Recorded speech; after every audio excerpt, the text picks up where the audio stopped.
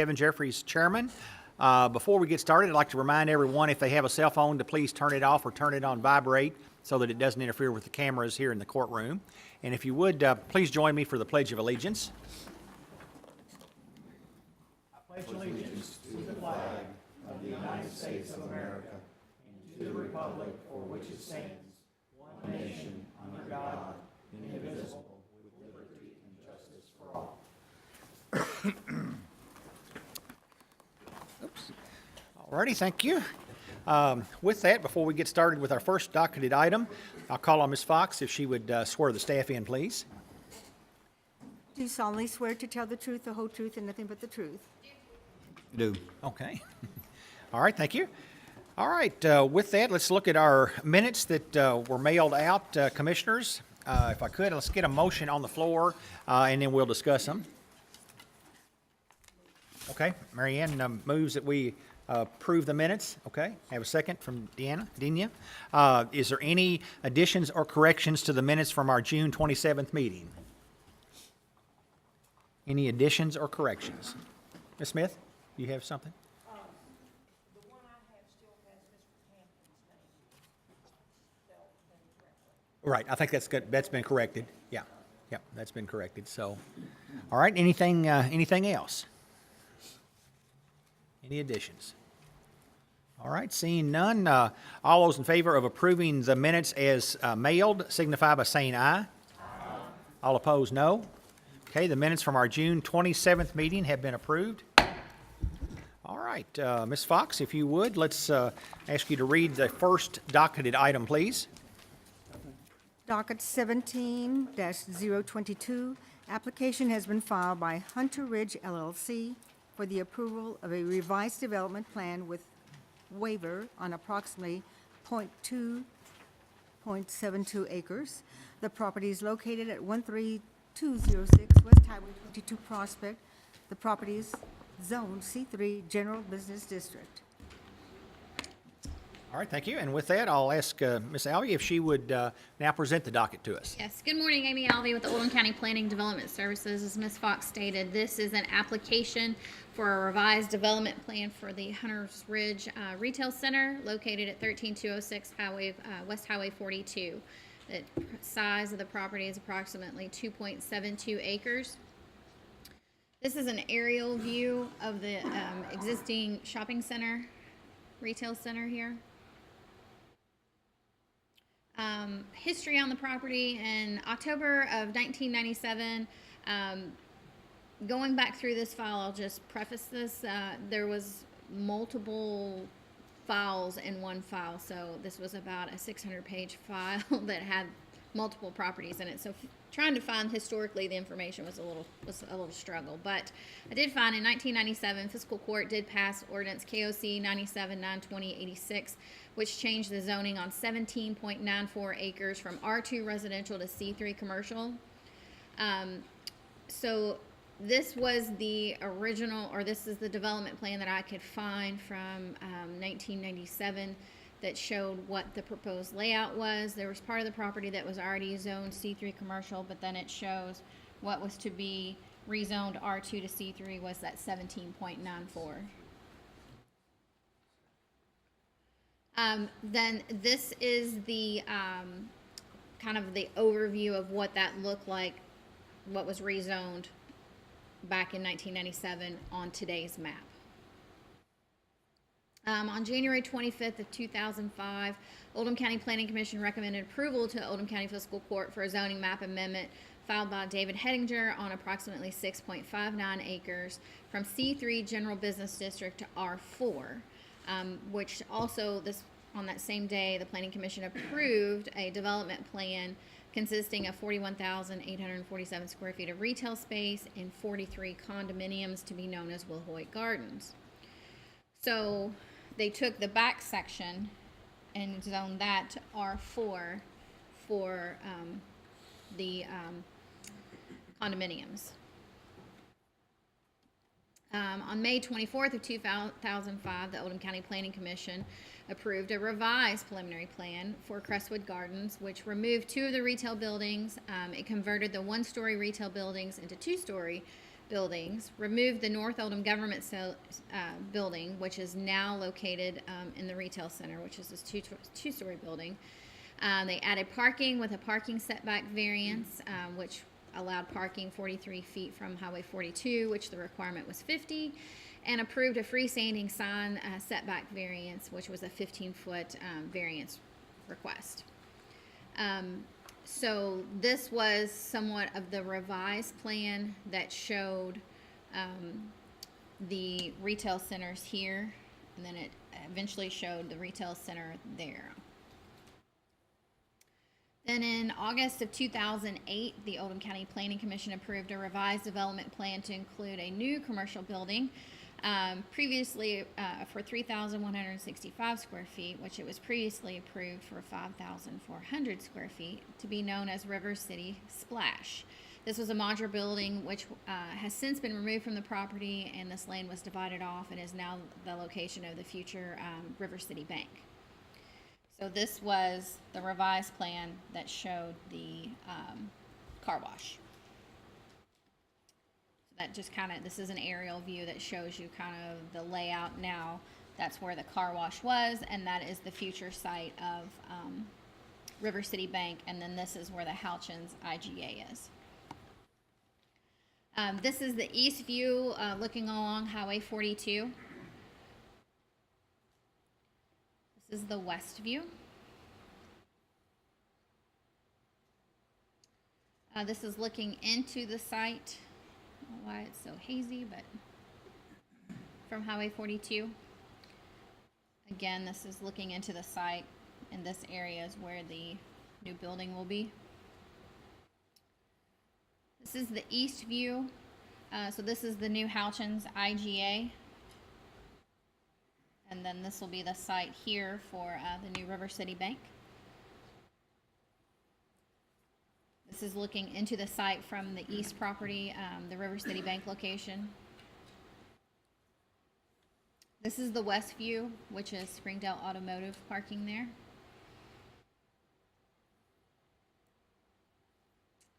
And then this is looking from the west view adjoining property into the applicant's site. And then this is the south view, which is the rear of the buildings, which backs up to the existing condominiums. You'll see that there is fencing, privacy fencing along the rear of the property there, just to give you an idea of what's located behind it. The applicant is requesting approval for a revised development plan and impervious surface waiver.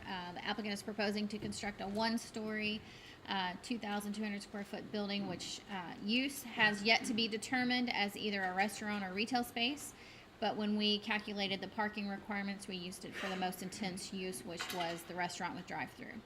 So if it becomes retail, then their parking required parking will go down. But if it is used as a restaurant with drive-through, they do have adequate parking off of today's calculations. So this is an approximate location. Again, approximate. This is me counting parking spaces and moving over, but kind of gives you an idea of where the building will go. The yellow squares is the actual building, and then the highlighted area there in yellow is the parking and curbing and things of that nature. But the applicant has a more detailed plan in their presentation. So this is the 2017. This is the proposed plan. Again, this is the existing retail buildings here. We'll zoom in a little bit. They're proposing a 2,200 square foot building there. You'll see it has 2 handicap spaces. It does have provisions for a drive-through with a bypass lane in the event that the occupant is something that a building or use that requires a drive-through.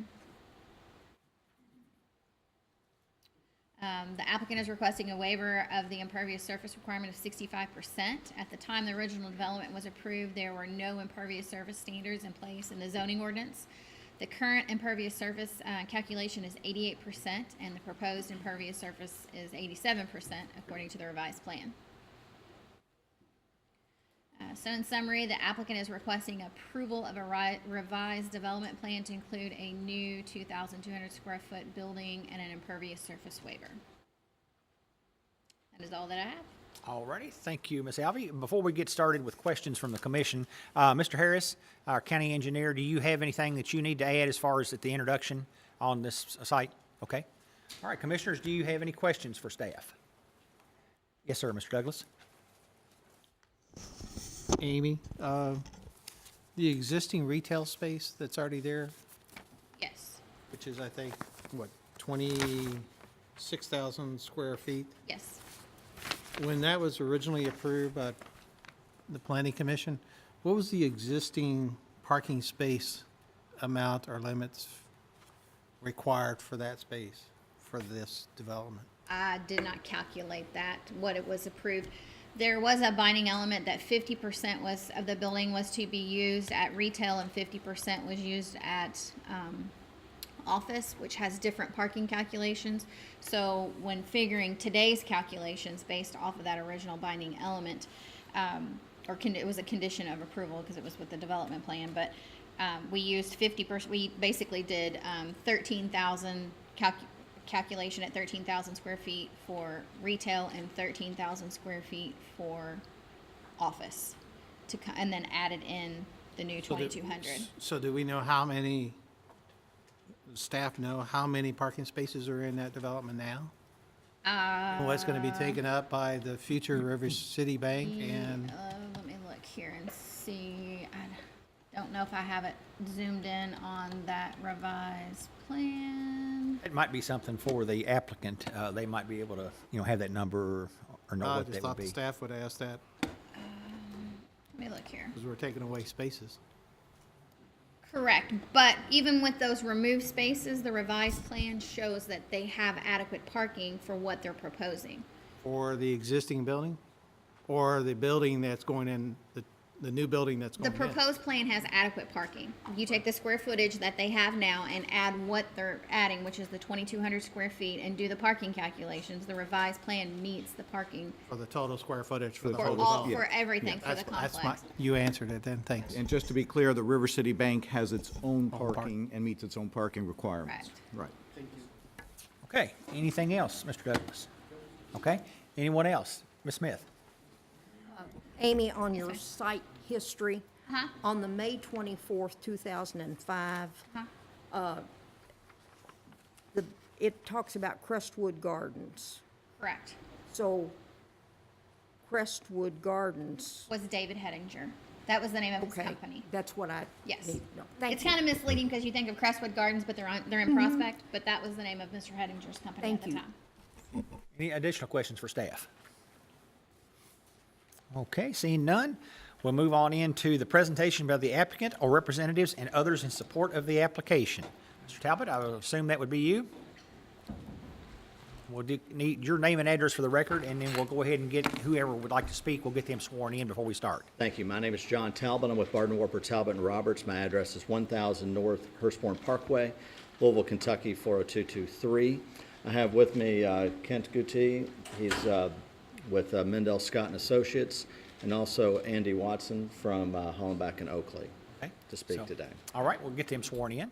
Ms. Fox, if you would. Do solemnly swear to tell the truth, the whole truth, and nothing but the truth. Go ahead, sir. Good morning, everyone, and Ms. Albee, thank you very much for your very nice presentation. I don't want to belabor this point. I think Ms. Albee did a very good job by explaining the basic facts of what we have. In terms of the detail of the plan, Kent Guti, he's going to be explaining the majority of that.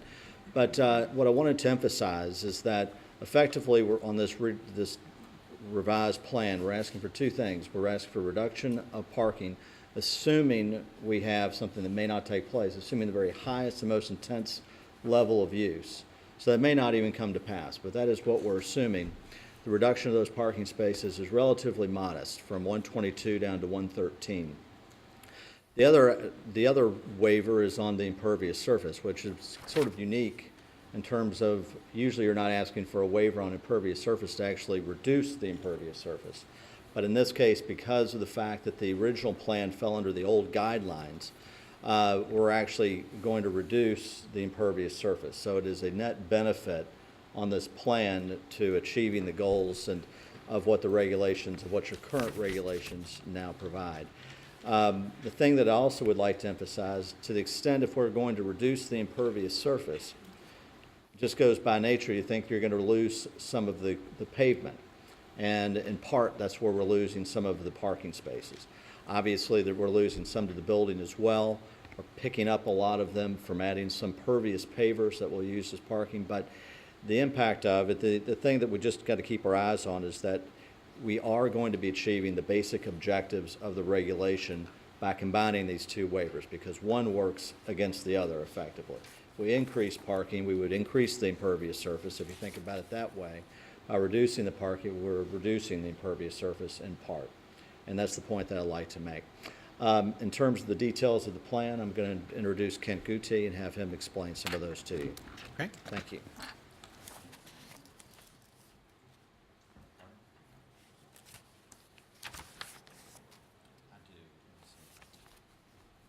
If you flip through these. You would give us your name and address and spell your last name so we'll get it corrected. It's right? Kent Goody, Mendel Scott and Associates. Last name is spelled Gootee. Okay. And our office address is 5151 Jefferson Boulevard, Louisville, Kentucky, 40219. Okay. Thank you, sir. And Good if you morning. if you can do this fair, if you can talk as loudly as you can, because Sure. that way, with the fans and everything in here, it goes through I'll move a the, little closer to the speakers. Is that There you better? go. That'll work. All right. appreciate Thank it. you. Like I said, good morning. We really utilize the shopping center a little bit better. We're adding that 2,200 square foot retail space there with the ability to put a drive-through in. So really, in essence, we're just taking that, we're adding some additional landscape islands within the development than what was the, I guess, we're replacing two that were here going this way and two that were over here. So we're increasing a larger island here with some additional trees, a little patio space here with some green space, and then keeping this island right, well, I can't really tell, but there's, you can see where those two trees right there is, that's an existing island within the parking lot. There's an existing buffer here along LaGrange Road that we're going to move the last 3 additional parking spaces there, put pervious pavement in there so that we're not going to increase the runoff, and then we'll go ahead and move that, move the hedge a little closer to LaGrange Road. I'm sorry, US 42, sorry. Trying to figure out how they got I got to LaGrange. LaGrange Road, sorry, got a little tongue-tied there. And I would explain that we got, when they went through on the improvements to US 42, there's some additional right-of-way that was granted through here. So it's still in green space. It wasn't taken up as part of the improvements, but it's still green space, which kind of worked against us as far as calculating our impervious area because it decreased it substantially when that right-of-way was given up. So it's still in green space, but we still get to, as far as utilizing it as green space, but we don't get to count it towards our overall impervious area. And like Ms. Alvey said, the bank has its own, and Jim Irvin said that the bank has their own parking, and I'm not sure when they're going to start construction on their development, but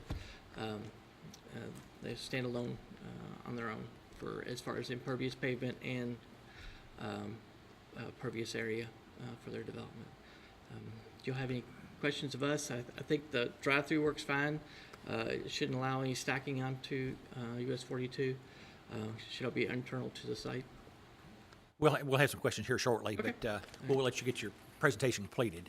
So, Mr. Talbot, do you have anything else that you'd like to present? The only thing I would like to add is that in terms of, well, I assume, I just draw with my fingers, correct?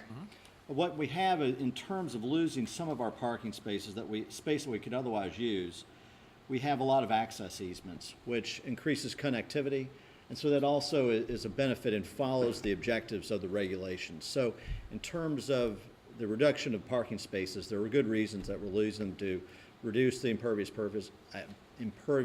surface, and also because we've increased some of the connectivity. So that's one point I did not make. But those are all the points I have, and unless you have any other questions for me specifically, or for Mr. Watson, or for Mr. Guti. That completes your application, Yes, then, it sir? does. Thank you. Okay.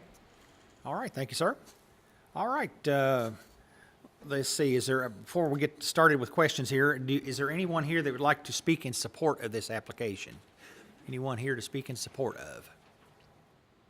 Okay, seeing none, we'll now move into testimony and questions by those opposing the application.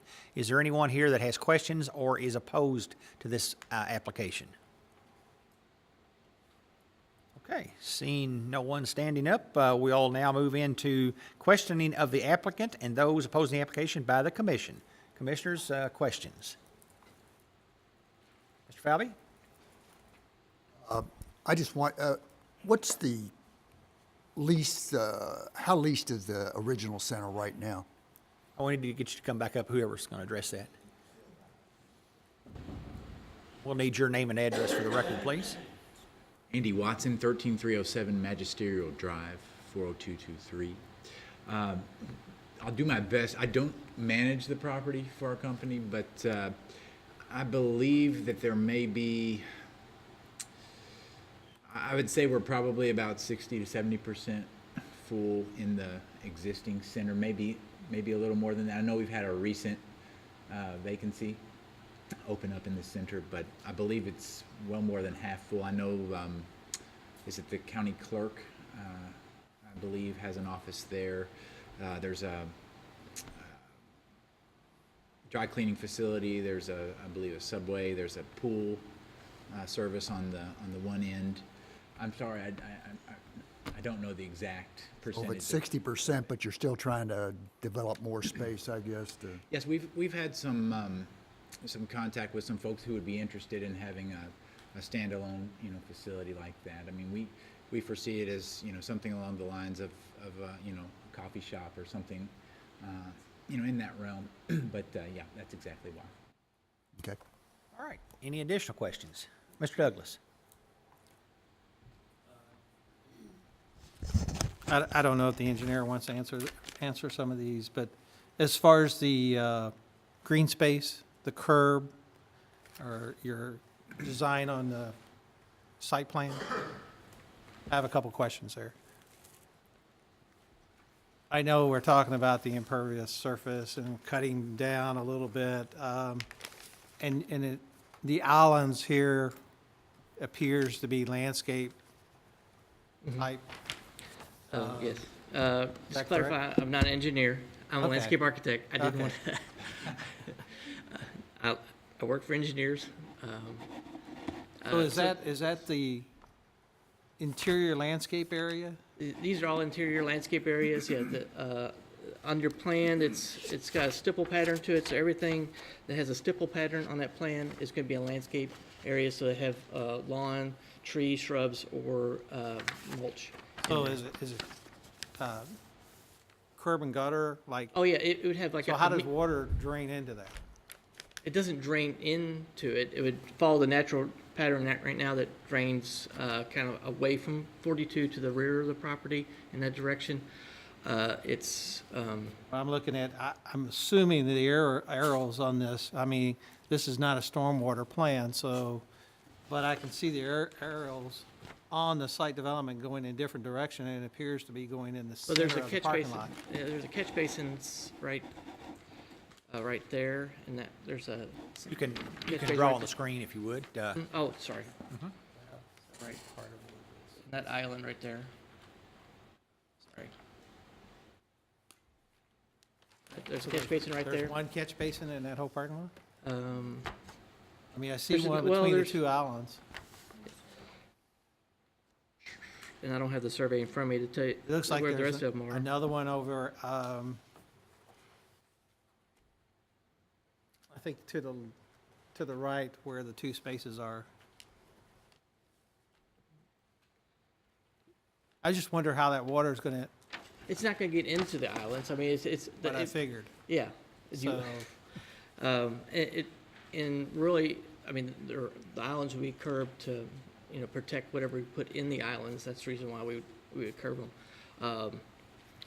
We haven't gotten into stormwater, or parking lot gardens where you would allow that water to get into there, by having curb cuts. We didn't get that far into design.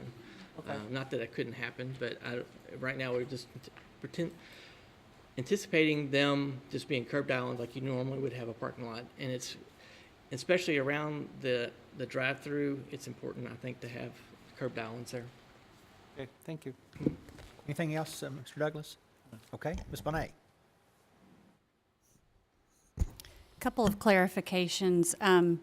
The first gentleman that spoke said waivers, plural, and said something about combining waivers. To be clear, we're just looking at one waiver for the impervious surface, correct? That is correct. Okay. Thank I was you. going to say, I wasn't sure if I heard that right. And then also for clarification, or a question too, the parking lot now, are you aware of any drainage issues or pooling water in the way the parking lot exists now? I personally am not aware of any, but let me ask Mr. Guti about that. I haven't been there in the rain, but in my site visits, I haven't noticed any problem where there's ponding areas that are causing the pavement to deteriorate. And you're actually, I know you're removing some islands with the construction of the building, but the landscaping areas you're putting in have more square footage than what you're removing? Am I understanding that correctly? It's about the same, Okay, maybe a little bit more. okay. And then, is there any way, all the pictures that you showed with the, I'm not allowed to testify, and I'm questioning the percentage of leasing. Do you have a picture of the front of the building that we can kind of look at? It's hard to see. I know the picture was very hazy.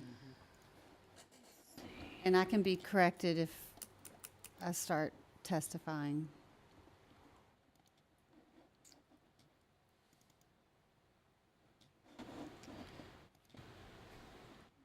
I had one that had the actual sign.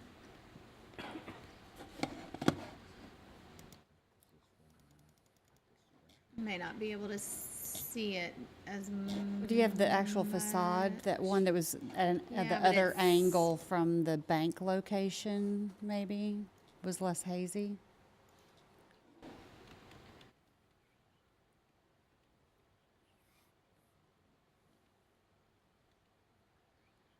I can tell you Cherry Valley Spas is in here. There's a nail salon, Oldham County Clerk. Chinese Cross- restaurant? Let the applicant answer those He questions. said he doesn't have that information. Right. And she's Then asking You me. still, yeah, it's What still about, up is to the there a clearer applicant to- picture from the?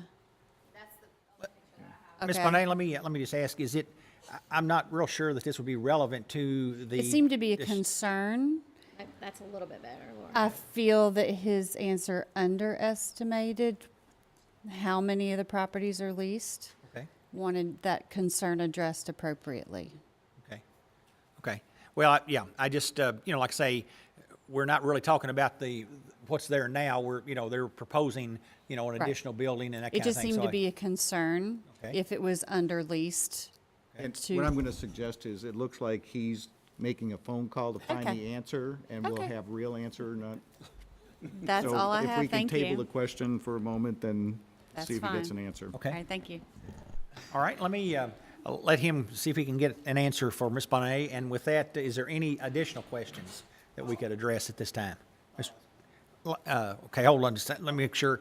Mr. Messinger, did I see your hand? Just want to make sure that everybody has an opportunity to ask questions. Mr. Douglas, go ahead.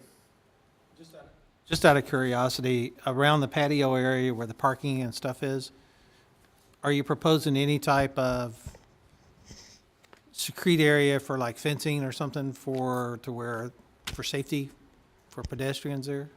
Because that's a patio area you're talking about sitting out there to somebody eat in the middle of a parking lot. Is that required by staff here or? Well, No, we don't require fencing for patio areas. So that's out in the middle of a parking lot? well, the way the parking lot is configured, they're headed in parking spaces next to it, and if the patio was on the opposite side of the building, like on the 42 side of the building, I would say yes, we would have a fence it's a 36-inch or 42-inch height fence on that side to keep people from walking into a drive lane. But where it's configured right there, there's not a drive lane, so it's just parked vehicles adjacent to it. You don't, okay. I mean, I didn't see it as a safety concern as far as I people mean, stepping there are off into. 8 spaces right in front of it and 2 spaces next to it. A handicap space right in the front. So I'm just looking at it for safety issues, especially if it's going to be a retail, proposed restaurant or retail or, Well, I mean, you're using a drive-through, so. Yes. I just didn't feel that it needed a guardrail right there. More than likely what we would do would we, when we do the actual site plan for, or the construction drawing for it, would be adding some parking bumper blocks right there to keep people from having their cars overhang into the patio area, similar to what we would do for the handicap spaces, to keep them from overhanging into the walkway for the handicap. But if, like I said, if it was on adjacent to a drive lane itself, then say yes, we would put a guardrail there to keep you from stepping out into traffic. But I don't see it. People could pull too far forward and go into that patio area. But hopefully we could solve that with some bumper blocks. Thank you. All right, any additional questions? We're still waiting for an answer. Hopefully, we'll get something here in a moment from Ms. Bonet. But is there any additional questions for the applicant? Okay. Do we want to take a recess for a minute? Okay, Mr. Falvey, go ahead. I don't think it's for the applicant. When they do get this tenant, if they do, does that plan for that building have to come back through us for approval? Mr. Urban? No, they're proposing a 2,200 square foot, one-story building with associated parking, landscape, all that. And So the user does- signage and height is determined by their building permit? Signs, yes, For- and typically we put a binding element, and I've got one that, any signs must be in compliance with section 290, so, And the height of the building at the same time? well, the height limitation, I think, is 35 feet, and a single story never gets that high. So, again, they're proposing a one-story, 2,200 square foot building. We don't make our decisions based on the user of those buildings, because of course that could change. Sure. So, Okay. All right. Anything else? Any additional questions? Mr. Klingenfuse? On the landscape, there was some questions about the water running into them or not. What are our rules on that, or what are goals? you might want to call Scott Harris up here to answer that question, but we don't have actually a design standard that requires that the curbs have inlets that allow for watering of those, or water to run into them, but Let me get Mr. Harris up here, and we'll get his name and address, and then we'll let him address that. Scott Harris, 100 West Jefferson Street, LaGrange. Okay. We do not allow the running of water into a curb inlet island because the only place that water can go is down under the pavement, which causes problem for the pavement. So these landscape islands, we now require to have a slight conical top so that whatever water falls into it when it rains can water the shrubbery. You can put sprinklers in there to water the shrubbery, but we're not running massive gallons of water into these islands unless, like Walmart did in Crestwood, it's actually designed for that purpose. Thank you. Okay. All right, I think, Mr. Watson, you've got an answer for us? I've got a better answer for you this time. Thank you very much for giving me the time to do that. Appreciate that. I did talk to our property management group, and there are currently 3 suites that are vacant in the building, and I vastly underestimated it. It's about 20% vacancy. So we're at about 80% full. And just to respond, I think, to the original question too, part of the desire to construct this building is the ability to utilize the drive-through like that we can't do, with our existing center as it is. But thank you very much for asking the question. And again, thank you for your patience while I brought that information together. Thank you, Mr. Watson. Ms. Bonet, does that answer your question? Okay. All right, any additional questions for the applicant? Okay. Seeing none, we will now move into, we didn't have anybody here questioning or opposing the application, so, Mr. Talbot, I guess we're down to final statement. I'll be very brief. In terms of the use that Commissioner Bonet you raised, the use that we're hoping is that it will not be retail. They're really hoping that it will be the higher intensive use, the restaurant. So that's a different use than what we have there anyway. Probably is likely to increase traffic and improve the leasing that we have already on the property. Also, some questions were raised about how water might run into some of the green areas, landscaping, and also from a safety standpoint. At a minimum, there's going to be curbing, so that definitely will be there. That will prevent the water, but it also limits cars driving, somewhat unintentionally into areas that they want to be. The last point I want to make is that in terms of the safety, once the user is determined, obviously they're going to want, I would think, their customers to be safe and be putting that, there's more refined elements into the design plan that they have. And probably if that would be a bad issue, I would think that would be something that would be addressed then. So with those points, I thank you all for your all's attention and appreciate it. That completes your application, sir? Yes, it does. Okay.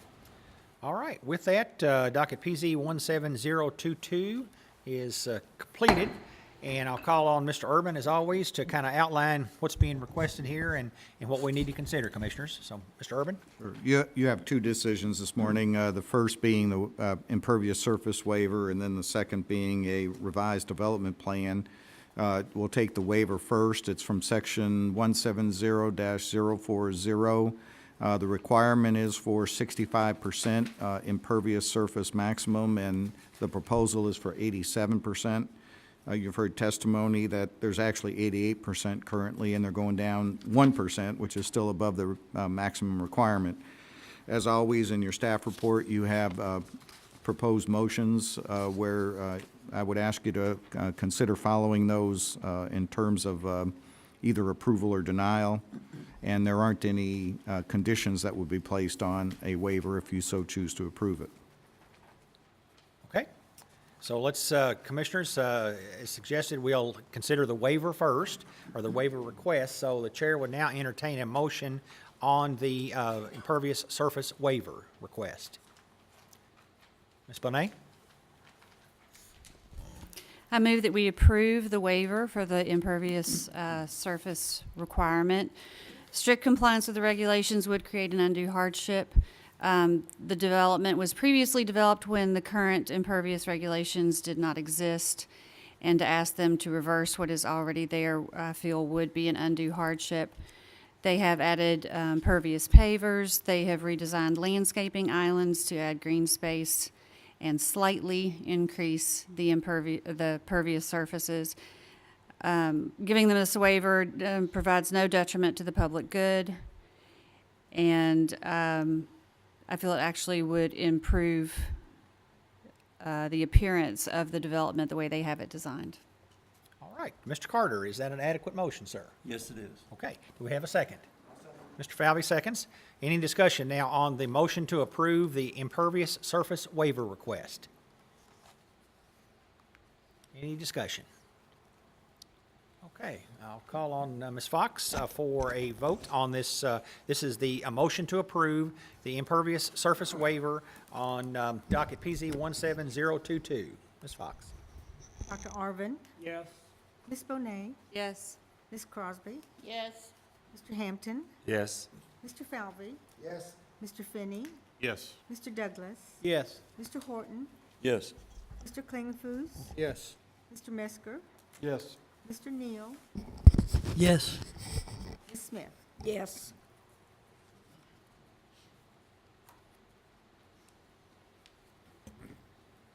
All right, the impervious surface waiver has been approved on docket PZ 17022 on a vote of 12-0. So with that, Mr. Urban, would you outline then the request on the revised development plan? Sure. Again, in your packet, you have a proposed motion for either approval or denial of the revised development plan. If you choose to recommend or you choose to approve the revised development plan, I have three binding elements. The first is there shall be no changes to the development plan without approval by the Oldham County Planning Commission. And just for clarity, it doesn't include the user. The second is any signage must be in compliance with Section 290 and only permitted upon submittal and approval of a sign permit application. And then the third is that the development must comply with all state and local requirements and ordinances in place at the time of approval. All right, you've heard the request here as outlined by Mr. Urban on the revised development plan. So, Commissioners, the Chair would now entertain a motion on the revised development plan. Any motions? Mr. Falvey?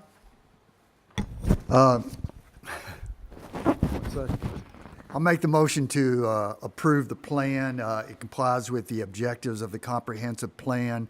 The 2,200 square foot parking is provided for the 2,200 square foot, and it seems to meet all the zoning ordinance and the subdivision regulations. Including the binding elements. Oh, including the binding elements, Okay. yes. Mr. Carter, is that an adequate motion, sir? Yes, it is. Okay, do we have a second? Multiple seconds, Ms. Smith, okay, we'll take hers. And now, any discussion on the motion to approve the revised development plan on docket PZ 17022? Any discussion? Mr. Finney? I just have a question, and didn't see anything about this in the notes. Does this have to come before, is this considered enough change it has to come before the people around that? The existing tenants or existing businesses next door? All adjoining property owners were notified of this public hearing. Okay, thank you. Any further discussion?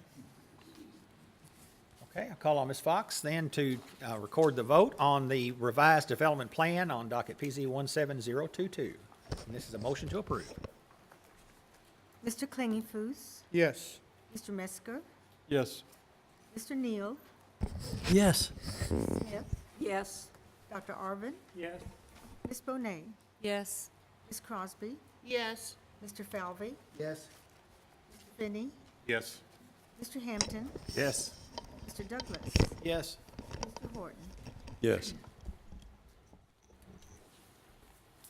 All right, the motion on the revised development plan with the attached binding elements have been approved on a vote of 12-0. So, Commissioners, we'll take a 10-minute recess to reset for our next docketed item. Thank you all.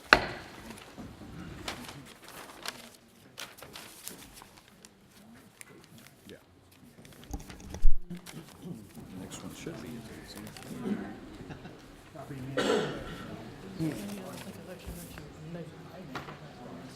I sent you an email.